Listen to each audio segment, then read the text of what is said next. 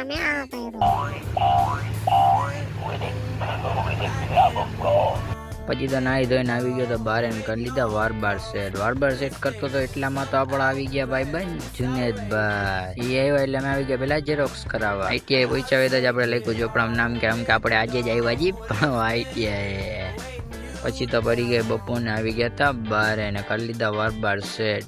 તો આપણી બાજુમાં આવી ગયો આપણો નવો ભાઈબંધ. આવી મસ્તી કરવાની. આ બાજુ બેઠા હતા 2 જણા રમતા હતા ગેમ. તો એટલી વારમાં અમે આવી ગયા વળી જરીક વાર હિંચકા ખાવા.